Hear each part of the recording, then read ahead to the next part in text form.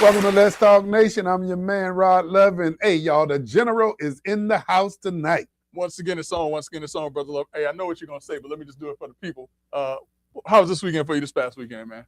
This weekend was excellent, man. I think I got into something that we're going to talk about more than I ever have. Mm-hmm. But, yeah, man, we getting quite a bit of a little rain here, but I ain't mad at it. Oh, listen, rain is good, man. We need the rain because if not, your lawn going to be looking like the Sahara Desert. You're right. How about your weekend, man? What you get into? My weekend was good, man. My weekend was good. Got a chance to relax, sit back, and watch a little soccer this weekend, and different things like that. So I know that you got a little report that you want to give on your World Cup experience. So I got into it, Greg, more than I ever have. But I guess the fact that World Cup was here, and that attention, man, that energy. I got to tell you, man, if it didn't rub off on you, if you paid any attention, even if you wasn't paying attention, I'm no soccer guy, but if you say soccer to somebody who really understands it, they'll say, don't call it soccer. Call it what? I'm going to call it soccer. Football. I'm going to call it soccer. But listen, you're tuned in to two of the most influential voices in Central Florida on the Monday Night Podcast. Brother Love and Greg Jackson, the dynamic duo guaranteed to raise your IQs 10 to 15 points. And on some nights, Brother Love, we get them up to 25. Get them up. And if they want to be a part of the night show, all they got to do is hit 407-921-6195. Again, that's 407-921-6195 to talk to the dynamic duo, Brother Love and Greg Jackson. Brother Love, let's get it on. And when we say let's get it on, man, the first person I started thinking about, and I'm not going to say you nudged them a little bit, but who came in third place? Oh, you talking about the World Cup. So, yeah. So, listen. I'm sure they're glad because of who they beat. Because the French and the English, they have a deep-seated rivalry that dates back to the 1500s, if I recall right. And I know that if Brother Burns or Brother Pinto are listening, they'll call and they'll talk to us about the conflict of when the Parisians came to London and caused a little bit of trouble. But I think it was like 1566 or something like that. Oh, you did a little research, huh? Well, listen, I've been to England. How many times? Okay. I went, 4 times last year alone, and I had to pick up a little bit of history so I could claim that that's might be my my home away from home at some point in time. But, I hope Brother Burns or Brother Pinto calls in because, Greg, I played college football. Yeah. It is nothing except UFC that is as physical and brutal. But, man, when I was watching as doggone football, our football. You want to put some jack on that? So what else you think is, I said UFC, I qualified it. So what else is more brutal? Want to put some jack on that? Oh, hockey? Yeah. Yeah, listen, you want to put some jack on that? Because I'm here to tell you, man, the cats that play hockey, nah, that has a new level of respect for me. And when I had cats running at me full speed, to take off my head. But yeah, soccer I'll tell you what, but do that on a blade. On a blade? Yeah. All right, okay, I get where you're coming from, but man, I got to tell you, man. And do that if they could run you into the stands and slam your face into the stand. But when you go to talking about hockey, not only that, but it's legal to just like be welling on somebody in soccer. Yeah. Hockey. Or hockey, I'm sorry. Yeah. But and then the other one now, rugby, no pads. So I'm gonna say this. So I'm gonna say American football, which is one of my favorite sports, is probably the third or fourth most physically demanding sport that there is right now. Man, when I was watching World Cup, it was physical. It was physical. Did you see the guy who flipped over by a leg whip? I saw that, man. Come on, man. That should have been a red card. Right. Well, it wasn't. And I understand why, since I've been watching a little bit more hockey. But there was a red card given out in the game, though, when that was the one where the guy flipped him. They did give a red card out on that one, if I remember right. Man, it was a lot of yellow cards. I thought that one did. I thought it was a red card. That was a physical game. And then think about this, Greg. I ain't trying to hear that. Because let me ask you this question. The dude that he hit, that flipped over and hit the ground, did they cart him off and take him to the hospital? No. What happened after that? The guy, man, them guys are tough. Come on, man, I'm gonna give it to him. He did what? He got up and did what? He got up, man, and got back to play and kept playing. Yeah. Man, but it was brutal out there, man.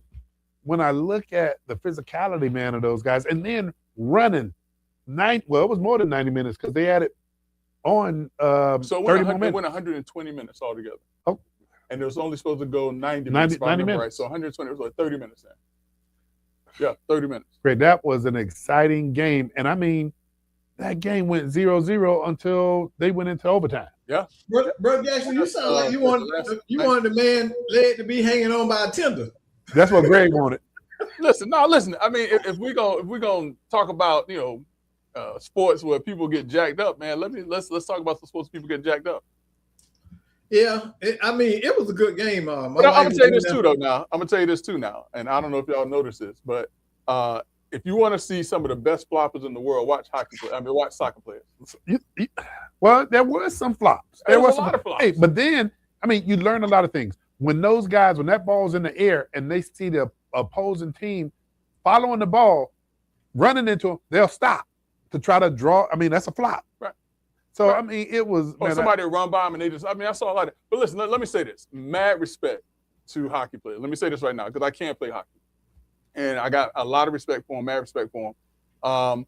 But, when we talk about brutal sports, hockey is not like the top 2 or 3 or 4, and maybe in the top. Hey, Pinto, call into the show. He discounting your sport.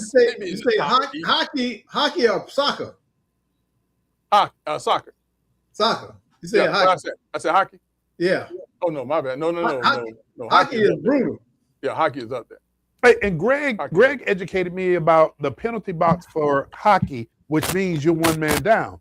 The other thing that I learned and realized, when you had a red card, Argentina actually played with one man down because you don't get to basically put another substitute. Right. Yeah, you don't substitute. Yeah, well, and the U.S. did the same thing too, though. Remember when the guy got the red card and he was out? Yeah. So, but yeah.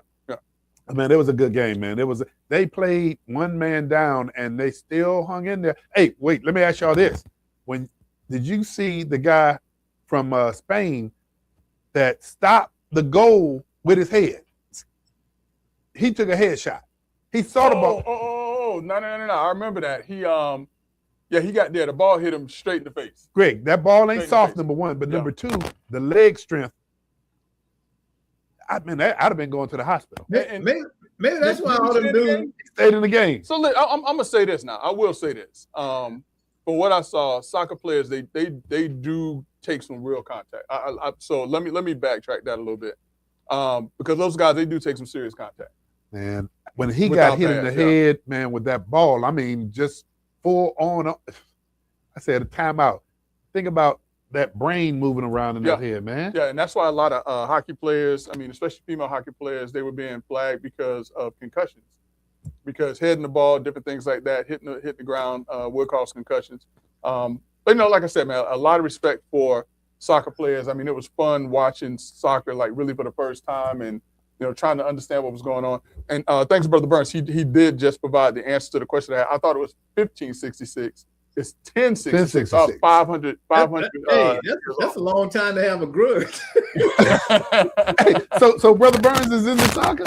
Well, no, Brother Burns is into British history because he was raised partially in London. Okay. So similar to Brother Pinto, but Brother Pinto was born in London. Brother Burns was actually educated in London and then came back to the States. But 1066, the Norman invasion. And some of the British are still not very happy about the Normans, i.e. the French, who came into London at that time. So I'm sure that London, although England came in third place, they're happy that they came in third place, beating the French, I'm sure. So, man, that was a heck of a doggone World Cup game. Hey, Greg, and I don't want us to move too fast, but just looking at the tensions that's taking place, man, between United States and Iran, it seems like it's not just escalating, but we're at war again? Well, I mean, so technically we're not at war. This is a conflict because the only area of the government that can declare war is Congress. And Congress has not stepped in to declare this to be a war. But this is most certainly a very serious conflict that the U.S. is involved in under President Trump, who is the commander-in-chief. So that's how, he's able to guide things, because it's not a war, it's a conflict right now. But, like 3 or 4 weeks ago, there was an MOU that was signed between the U.S., in Iran, and there was a ceasefire in place. We started seeing some things like ships moving through the Straits of Hormuz. We started seeing gas prices start to go down a little bit. And then for some reason, about a week ago, apparently, the Iranians sent in some drones and fired missiles on ships. And that started this conflict all over again. And so right now it appears that the U.S. and Iran have stepped away from the ceasefire. 3 American soldiers have lost their lives as of this weekend as a result of this conflict, and the Iranians bombing a U.S. base. I want to say it was in Yemen. I can't exactly remember where it was. It's in the Middle East. So, I mean, American lives are now being lost, and this is having people questioning, how far is this going to go? Man, I think, Greg, and I'm just moving so fast past this segment, man. I mean, I know somebody just hit me and say, well, what about World Cup again? What else can we say about World Cup? I ain't gonna say nothing about World Cup when I'm talking about American soldiers losing their lives. And they blowing me up right here. Greg, man, when we talk about exiting Iran, right? What has been the discussion about the plan? Because I mean, I think when you look at the Straits now, right, we can't trust anything that's being said or done. I mean, this peace plan was very elaborate. Right. I think the bigger question is, what is the real end goal there? Because there has to be a reason that the U.S. is in this conflict right now. And so, what the talking heads are saying is that if the U.S. is not in this fight, then Iran gets nuclear weapons. Well, and that was supposed to be the end goal, to prevent them from having nuclear weapons. Because if Iran gets nuclear weapons, who knows what happens to not just the Middle East, but what happens to the world with, one of the axes of evil having that level of military power at its hands. And so that's the real question with regards to, why is the U.S. over there right now? So Greg, we have a caller, and this caller is a good friend of the show. Mr. Burns, Brother Burns, how are you doing? I am doing fabulously now that I've heard that all of you discussing Iran, and I thought I might add a couple of cents to it. All right. Well, so I mean, one of the questions is, why is the U.S. in? And they're not technically in Iran, but why are they in this conflict in the Middle East right now, Brother Burns? What are you hearing? Well, I believe first and foremost, the nuclear issue. Do we have control of that? And for the most part, we still have the dust issue and all of that, but I think we've got our arms around that.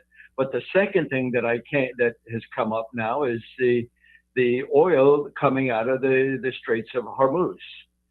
So how do we take control of that? And I think this president, number one, he is very conscious that he doesn't want to lose American lives. And as you so aptly pointed out, we lost 3 this past weekend. It just clarifies for any of us that had any question at all that freedoms are not free, that these individuals volunteer to participate in a greater cause, much greater than themselves. And we need to pay great homage and respect to those that pay the ultimate price. So, but having said that now, this president doesn't want to lose American lives. And there are a couple of loose ends here that need to be addressed in my mind. Number one, are we going to get the help of our partners in the Middle East? You realize that all we need to do, if we want to get rid of leadership, the RG, etc., all we have to do is release the hounds. The hounds are the Israelis. They know where these people are. They know where to go to get them. And that was their role even at the beginning. Their role was go out and take out the leadership. So in my opinion, we just need to release them. But this president doesn't want to yet do that. He wants to do that with American forces until he has our partners better well entrenched, like the Saudis and the Omans and all the rest in that area. What kind of a commitment, and the Europeans, which aren't coming to the table very quickly, what kind of relationship are we going to have with them to support us? Because, gentlemen, if we decide to go in and push back the Iranians, which we're fully capable of doing, so that we open up Oman completely, then we're going to be there a very long time. Yeah. Here's a question, though, Brother Burns, though, because and I hear and I understand that this president doesn't want to release the hounds, and we're waiting on our allies to step up and to assist. But what about those who are of the belief that those relationships, those allies, should have been confirmed before he went in the first place, and we would not be standing alone. And there is criticism from our European friends on this particular front. So what do we say to those who say, well, hey, if that was the plan, why didn't he line them up before he went over there? That's a valid question, and the answer to that question is, had we even whispered this to our allies, it would have gotten out. The strength of what we were able to do was that our people got in, dropped those bombs, those incredible bombs, and got out and were halfway home before anybody realized that they were there, other than those that were local to it. And that would never have been able to pull off had we told the British, the French. I mean, the French have a relationship with the Iranians. As an example, they're trying to build plants and other things with the Iranians. So they have a relationship. Europe has too close a relationship with the Iranians, as well as they've got too close a relationship with Russia. They should have cut off Russia a long time ago, and have they? No, because they're too intermingled economically with but Brother Burns, here's something I think, I don't know if it was calculated in this or not, but Iran realizes that they're no competition for United States military. I mean, just no competition. Well, they don't know that. You don't think? Well, let me make this point. And the reason why I say it is because every single day that Iran is able to get on the news and say we're still here, it's a victory for them. But here's where I think they believe. Well, if the U.S. and listen, don't take this because I'm 100% pro America. But if we're the 800-pound gorilla in the room with the greatest military force on earth, why are we still in this fight with Iran? But here's where I was going to go with that. They know that they're no competition when it comes to military. They don't know that. I'm gonna tell you what.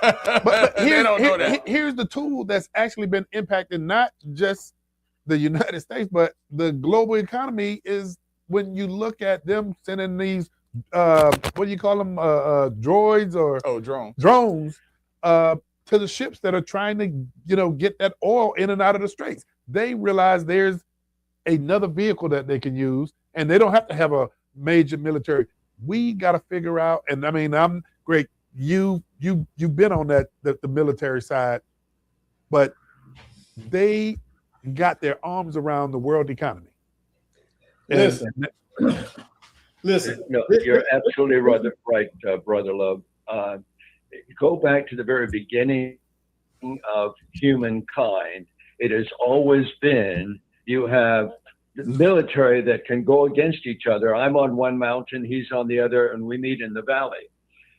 But if you don't have that capability, you go to asymmetric military activity. That's what Iran has been doing from the very beginning.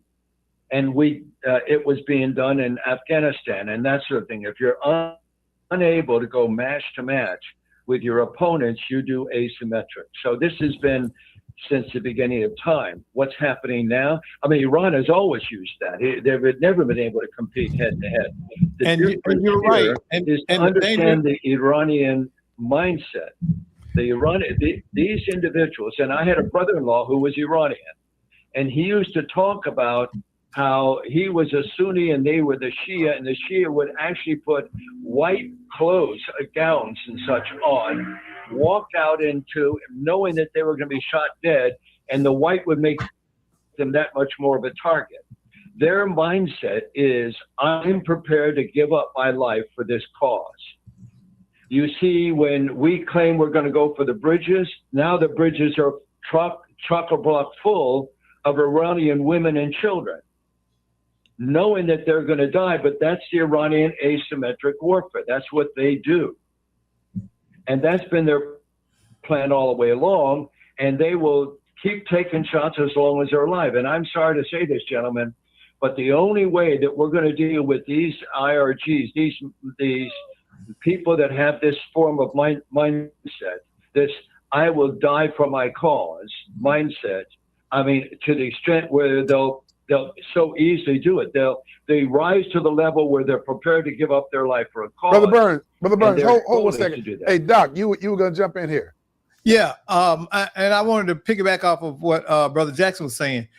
And, you know, the 800-pound gorilla analogy is correct. But here's what I think the Trump administration is doing. They're concerned about, like John is saying, that asymmetric warfare spreading beyond where it already is. So if you go in there with a hammer, are you going to actually hit your target? Or are you going to make the battlefield that much wider? Where Iranians are now going into France and European countries and escalating bombings and terrorist activities. So I think, you know, it's caution on one hand, and we can't go in there and be as brutal as we need to be. But I don't even know if it's being brutal. My point is, how well thought out is this plan? Because right now, every single day, and I talked about this before, and Brother Burns knows that I talked about this before, because when President Trump was saying, you know, if they don't sign this deal, you know, they're gonna regret it. It's going to be the worst thing. We're going to destroy them. We're going to bomb them back to the dark ages and all of this other stuff. And they don't acquiesce to what it is that he's saying. Every single day that the Iranians are able to get up and stand up and say, we're still here, they gain more and more strength. And not just to the Iranians, but to those other countries that are out there looking and saying, hey, if Iran can hold them off, what if we start combining our strength? I mean, think about how Russia is looked at now with the Ukraine, you know, pinning them down. Russia is no longer looked at as this military strength. Yeah. And so we as the U.S., if we're saying, listen, we are the greatest military force on earth, and we can't handle these asymmetric issues that we're talking about, and we went there and them not to us, then to me that says that it should have been thought out a little bit more. One additional thing we're not throwing into the equation is the fact that we've lost 25% of the top military leadership through whatever that is that they're doing. And you can't be that strategic when you're firing the people who know the game plan, the master game plan, and are able to implement it. So we put ourselves in a disadvantage. But listen, to your point on that too now. So we've lost 25% because we've been firing them. Iran right now is fighting with their fourth string leadership. Why is it that the people who we are smarter than, stronger than, more capable than, that they're still in this fight? That'll be like, let me give you this analogy. Hold on, let me give you this analogy. Okay. If Jones High School, you follow me, right? If Jones High School played the Dallas Cowboys, what would you expect the score to be? By 200-0. If we are the Dallas Cowboys and they're Jones High School, why are they still in this fight? Jones playing the Dallas Cowboys are down right now 52-30. Well, but here's something you haven't calculated in here. Let me throw this out there. When we talk drone, when we talk about the fact that it costs them $25,000 to $50,000 to produce a drone, and our missiles are in the range of about $1-2 million at least to shoot them down. Are we finding ourselves in a situation and I even hate to use the word, but from a cost perspective, we got to restock those munitions. Yeah. And Israel the same way.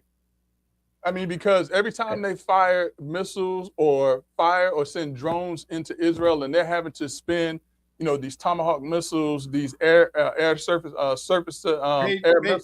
missiles. Patriot missiles.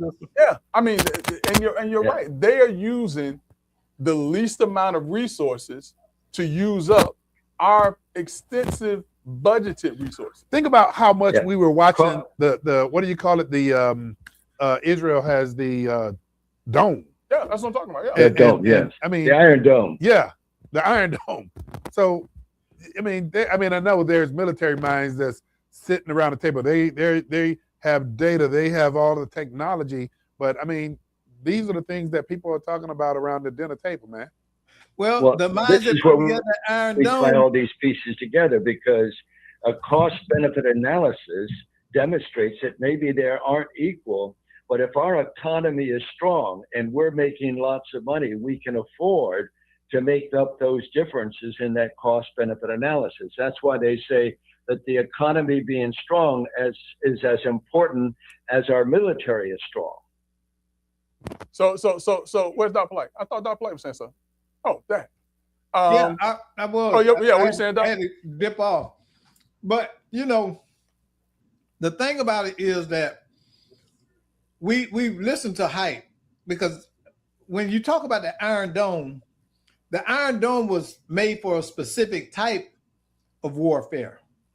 It was not made to withstand the amount of battery and the amount of missiles that's being launched at it right now. So it's ineffective. It's not an Iron Dome, apparently. Well, it's effective. It's just that they're running out of the munitions in order to maintain it. That's the issue. But then that means it's not effective. If those bombs are landing in Israel, and this is supposed to be anti-missile defense, and the missiles are getting through, how good is the defense? Well, it's not 100% now. Let's not. Yeah, nothing is 100%. Unreasonable expectations that everything will be stopped.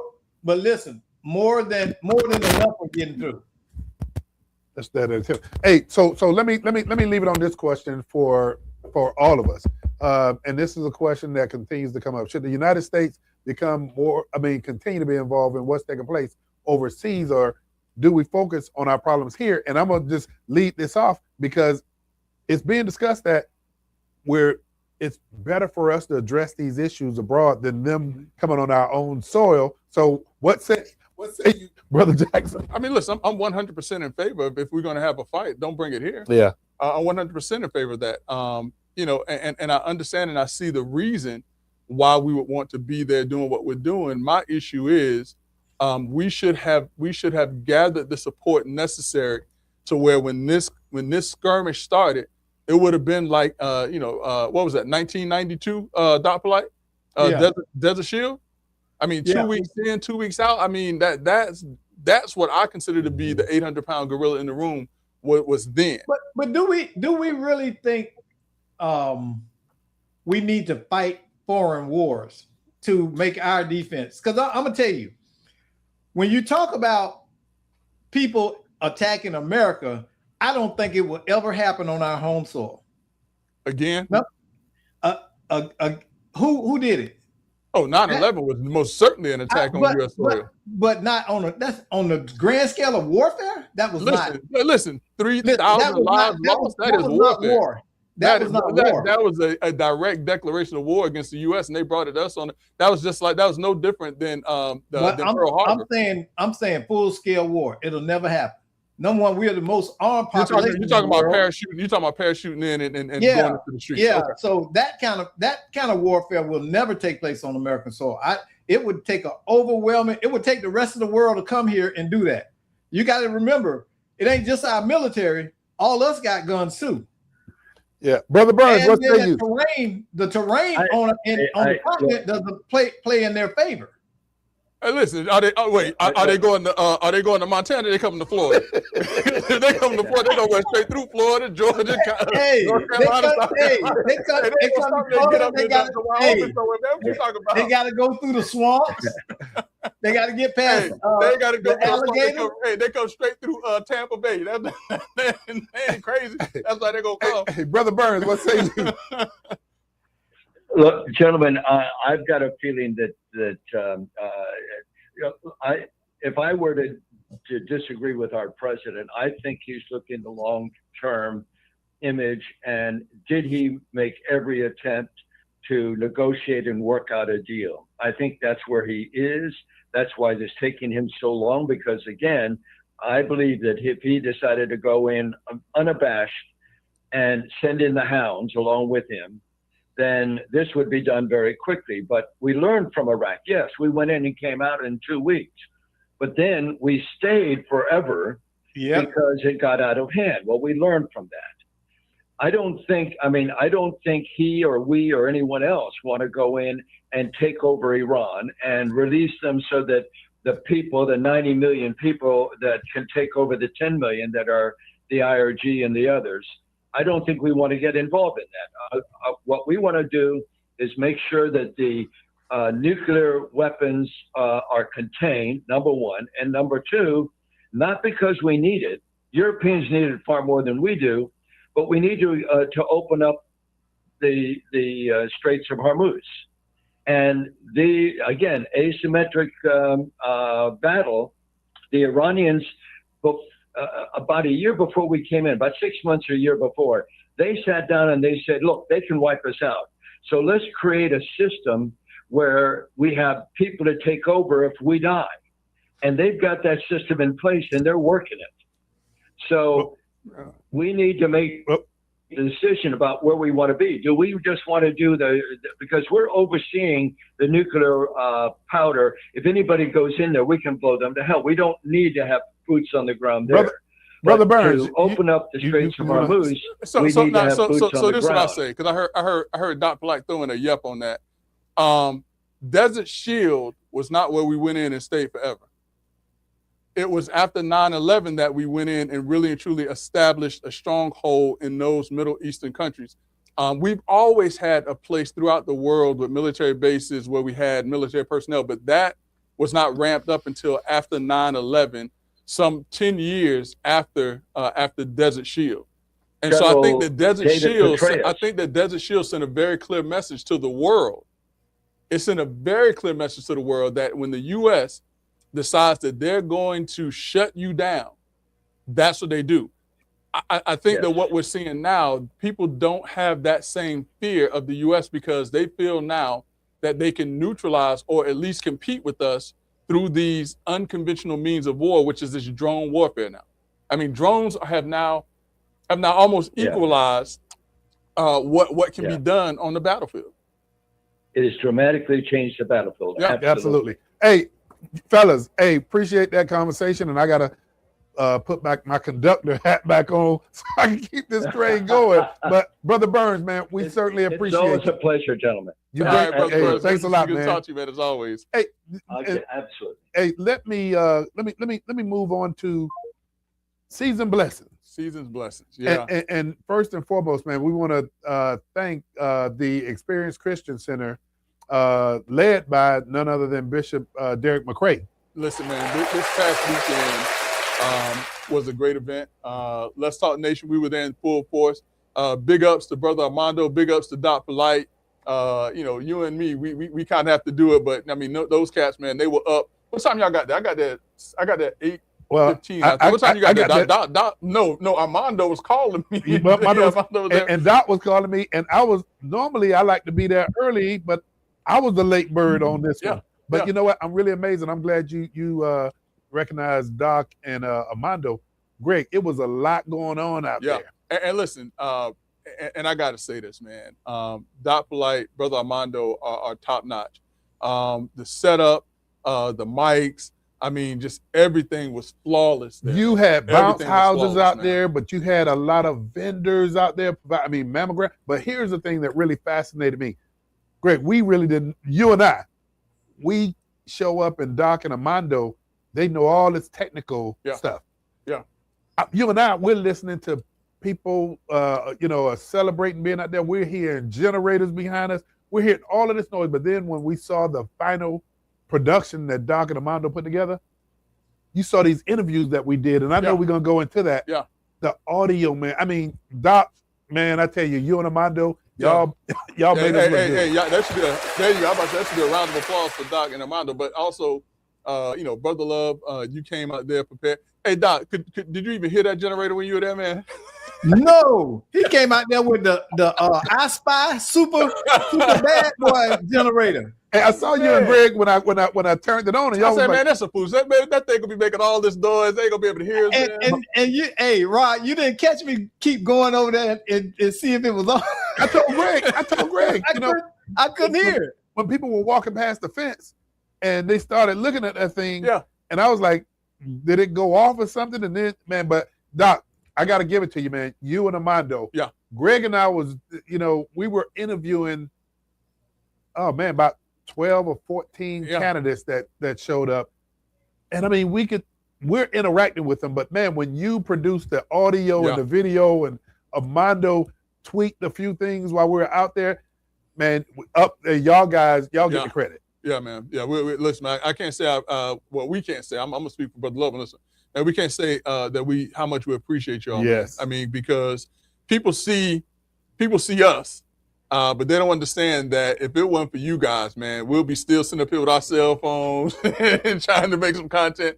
Man, you guys, man, y'all make us look good, man. So, yeah. Yeah, that was incredible. So for those of you who are into podcasts, whether you want to do one in the studio or what you see me and Greg in, this is a result of Doc Polite and Mondo. But even in the field, Doc and Mondo, this is the sales pitch, because while they're part of Let's Talk Nation, they be freelancing they're too. Freelancing too now, and pay them their freight. Don't be trying to nickel and dime them now. Oh, they ain't gonna nickel and dime me and Mondo. You can believe that. Hey. But listen, so let's get to Caesar's blessings. Though. And Doc, you had a chance to kind of hear some of the candidates we were talking to. Who was the candidate that maybe surprised you or took you off guard a little bit about, and not in a bad way, but in a good way, that kind of stood out for you all? Man, I will tell you from an informational perspective, and just being genuine, I got to say, man, Congresswoman Stephanie Murphy, man, she really impressed me, man, with putting Orange County on the map, not just regionally, but statewide. I mean, listening to that conversation, I will say, Greg, we had some judge candidates that stepped up, man, and just some that we've never met that, that was very impressive. And it talked about how important the judiciary is. I will say, and Doc Polite, you had the honor and privilege of pulling one of the candidates, and we ain't gonna mention no name, but pulling one of the candidates aside and telling them what you thought about their speech on the big stage. And I kind of heard a little bit of that conversation.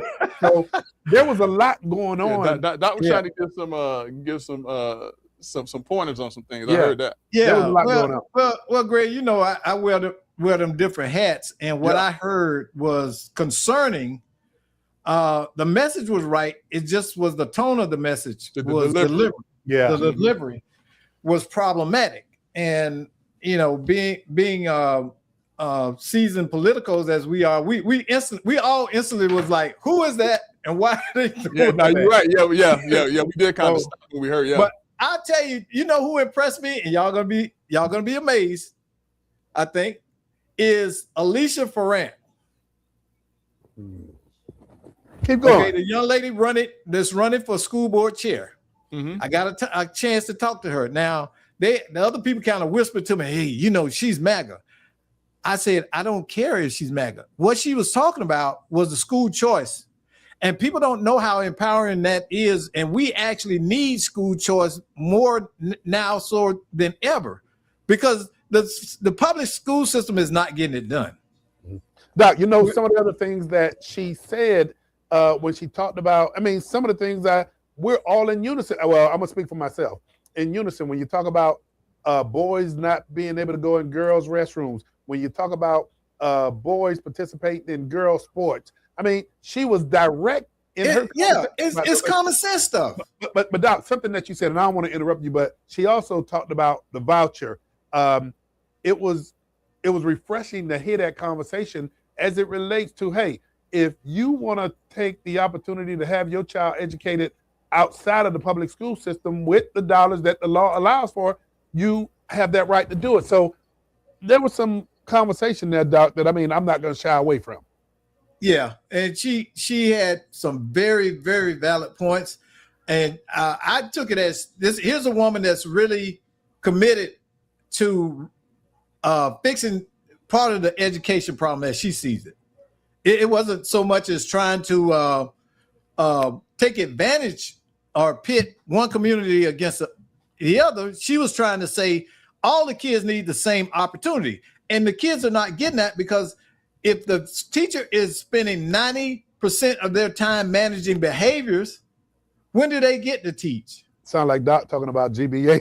Mhm. He's like he talking about grade When do behavior they and get to attendance teach? now. If Lil Kieran is raising hell in the classroom, and there's 30 other kids in there, he number 31. He number 31 got the other 30 hostage. Doc used to talk about Pookie. Now it's Kieran. Mhm, mhm.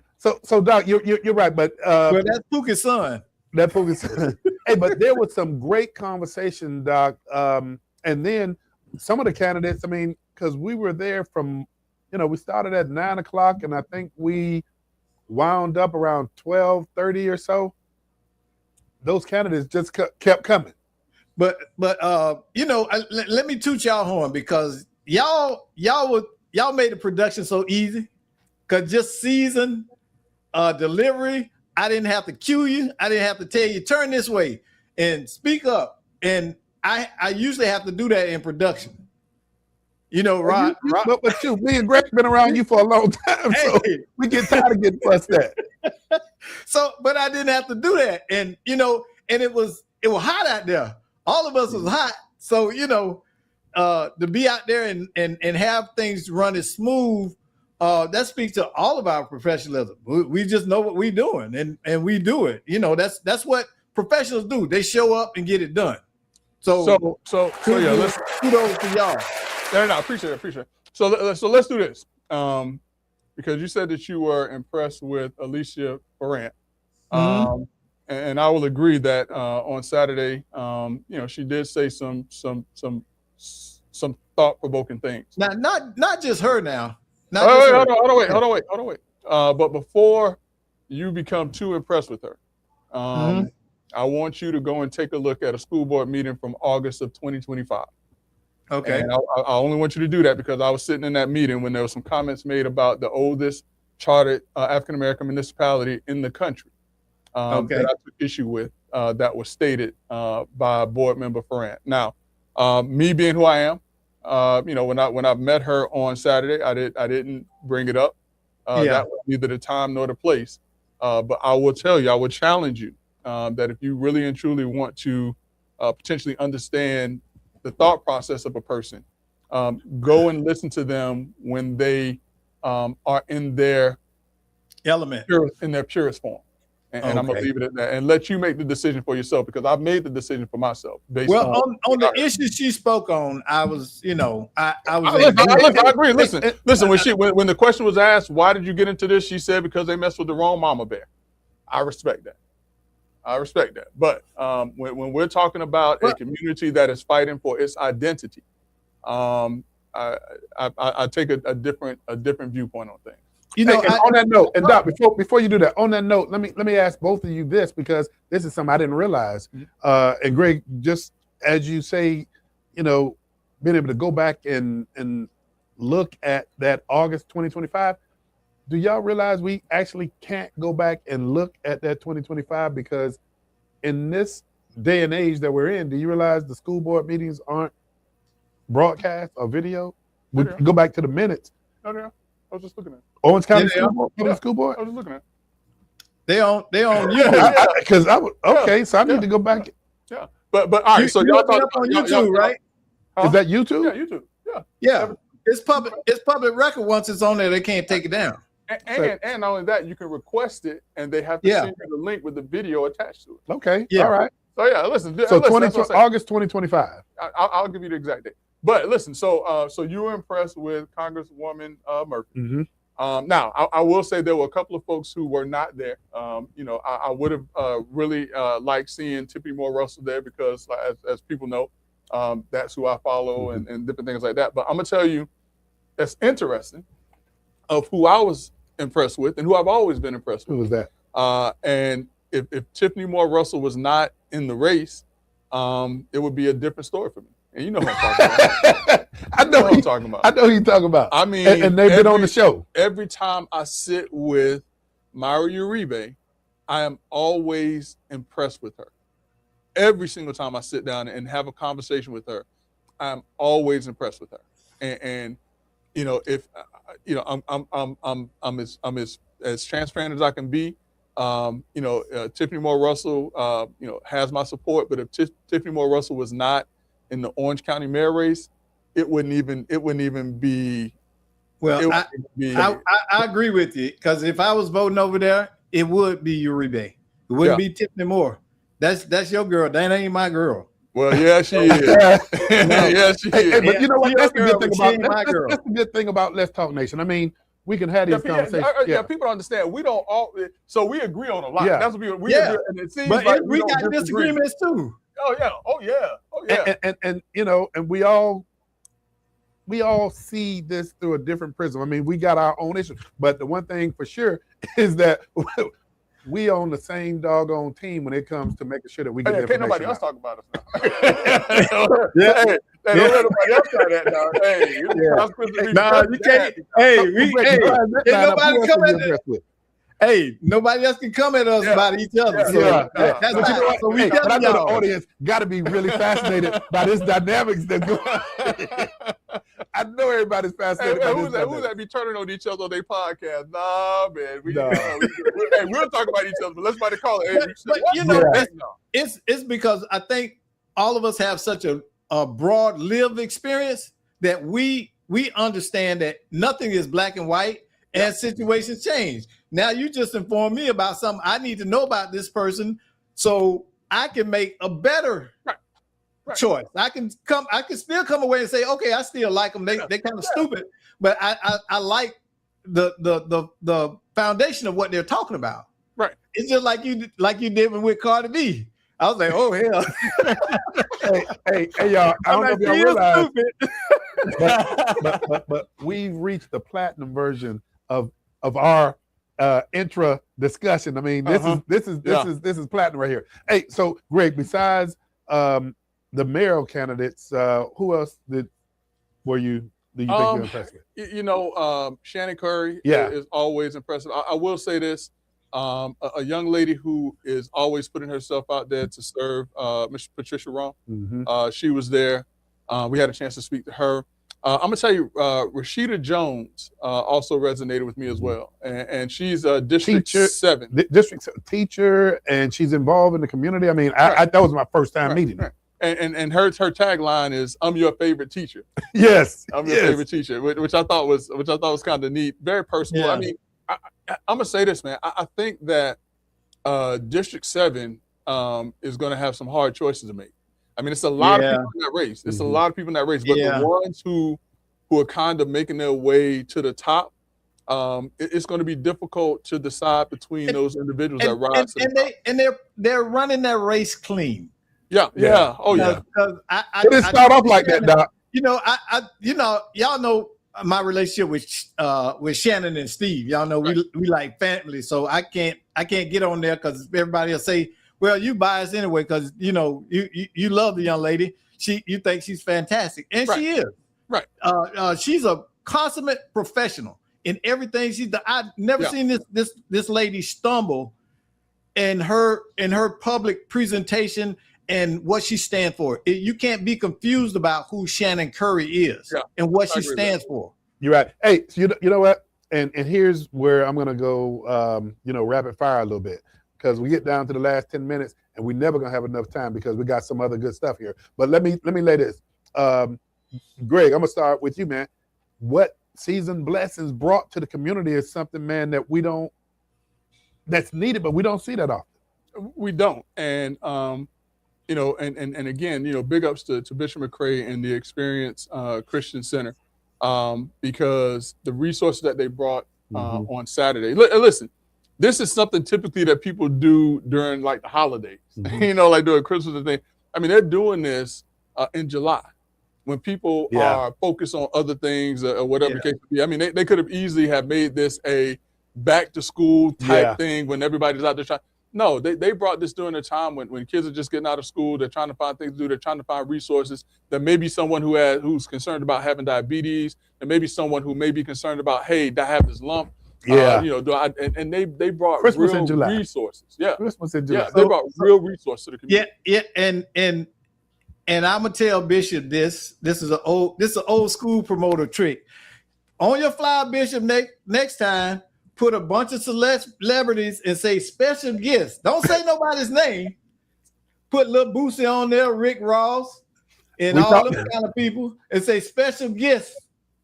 And watch that field fill up, because the people that needed to be out there Saturday weren't. And I'll put it that way.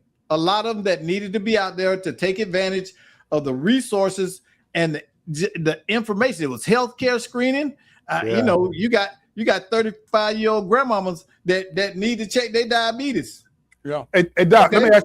let me ask you this very succinctly. If there was one question that you would ask every candidate, what question would that be? What are you going to do in regards to the upcoming tax situation? What is listen, that's the hot button issue right now. Okay, I said succinctly. You hit it on the head. We listen. You know, Rod wanted to trigger me, right? No. That was legit. So I can get Greg, because 8 minutes left. I wanted to get. People don't understand the tsunami that's going to come behind this. Okay, they really don't. You're right. So, Brother Jackson, he took my answer. I'm gonna just go ahead and he took my question. But here's the thing, though, and we got to have this conversation, because this is an amendment that we're going to see in November, but it's not guaranteed yet. Yeah, you're right. And there has to be information that people get in order to understand what this really truly means. Because I was reading an article today, and what the article said is that when people initially heard about this property tax rollback and that it was going to be for core services, all right. 61% of the electorate that was polled agreed with it. But when they then hear that this tax rollback is going to lead to an $11.8 billion shortfall that municipalities and small towns and things like that are going to have to try to find this money and where they're going to get these monies from, it's now down to 45% of individuals who support this. And I think that number is going to go down even more. So I think that as people are educated as to what this property tax amendment really does and what it really means, in particular to municipalities and the resources that will be taken away from municipalities, that it's not going to get the support that people think or hope that it will get to some extent. Okay, with that maybe, and I'm gonna just play off of what you just said, but with that maybe, off the top of your head and in general, I'm gonna ask you this question. Yeah. What obligation do you believe local municipalities has to its taxpayers, knowing that this, even with a maybe, what do you do now from a cautionary standpoint? Listen, their obligations and their responsibilities to the citizens does not change at all. They still have to provide for infrastructure. They still have to provide for public safety. They still have to provide for education and different things like that. So, and that's the issue, that they're going to take away these monies, these funds, without any really clear-cut indication or any clear-cut direction as to where the money is going to come from. Now, I can give you some ideas about what they're saying, but how do you get $11.8 billion, or from where do you get $11.8 billion to cover that? Okay, and here's my response, and here's what from the tourist tax. But you can't even touch that, because statutorily you can't touch that. But here's what I see municipalities doing. You see municipalities that normally would be increasing the number of positions, creating new positions that are what they call discretionary spending. I see them putting the brakes on that because November's right around the corner. I mean, I'm looking at it from a perspective of, and they're not affecting their first line critical services. And when I say first line critical service, I'm talking about law enforcement. I'm talking about fire department. But I do see them taking some precautions to pump the brakes versus pushing the gas. And then you see some that are irresponsible. Case in point, the municipality of Apopka. They just did one of the dumbest moves I could think I've seen in a while. Hiring a information person that's basically going to repeat information that other departments heads are already putting out there, and paying the person $180,000 a year base salary. Well, Doc, I'm gonna do you one better. They have an associate or an assistant or a deputy town administrator that's making $300,000. I saw that. Greg, is that legit? Now, ask me how much the town administrator makes. How much? 160. Yeah. Now, that's what I've heard. Now, listen. Allegedly. That is out there, but no, that's out there though. So allegedly, we're watching the what we thought was the death of the good old boy, but now we got the other boy. Yeah. System. Yeah. The attaboy system. And if you support me, I'll reward you. It's called patronage. It's called patronage. Listen, man. You said something that disturbed me, but how much damn information do Apopka have? It ain't got that much information. It's still Apopka. What are you gonna tell us about flowers? It's on the come up, man. APK on the come up. Hey, y'all know I love Apopka. I tried to move there. So, but do y'all believe that there's gonna be a pushback against this? I mean, do you think there's gonna be a pushback? No, because who knows about it? No, you're right. Who knows about it? You're right. And when people do know about things, they don't come to meetings to voice, and say things. Now, listen, I'm going to say this. One of the most vocal people in Apopka that comes to every meeting is sitting there and hasn't said a word. Now, he can come in and he can sit and he can jaw jack about other things, but when it's someone that he likes and he supports, he sits quietly by. And that's what bothers me about people, because here's the thing right here. Brian Nelson and I were and are friends.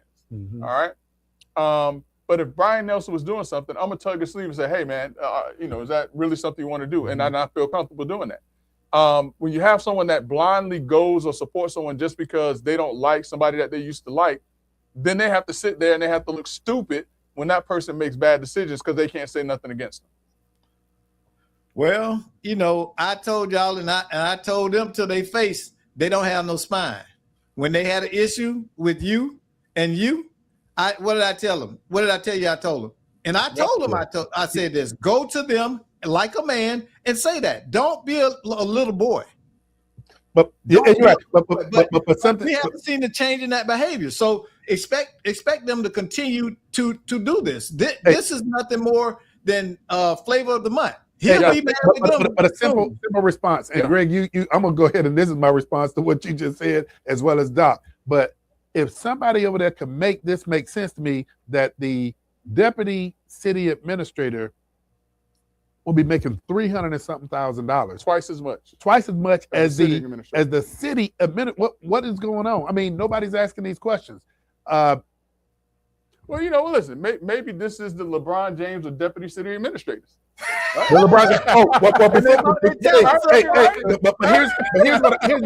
But here's what I got to throw out. You had one vote that voted against moving forward, and I'm gonna go ahead and you're talking about Commissioner Nadia Anderson that said no, I'm not going in that direction. Greg, it has really pumped the brakes on everything, and you would think that the community would recognize that maybe we need to look at this a little further. Is that happening? Yeah, they know nobody's gonna come out though. I mean, if you know nobody's gonna come out, you can do it and say whatever you want to. Well, one thing about it, the proof is in the pudding. We're gonna see what this administration in Apopka is really about. It's in a honeymoon phase right now. Yeah. But what's going on 23 months from now? When people get taxed out of their homes? Yeah, when they get taxed out of their homes and the services go up and the promised windfall or the shiny object syndrome they were promised doesn't show up, it's going to be a different tune. Hey, brothers, we always have a good time when we get together. And like you said, Greg, the IQs are going up. Hey, Doc Polite, once again, appreciate you and Mondo. And hey, General. Yes, sir. You don't have to go home. But you got to get out of here. Till next week on Let's Talk Nation. Hey, join us because we'll bring something new to you. See you next week.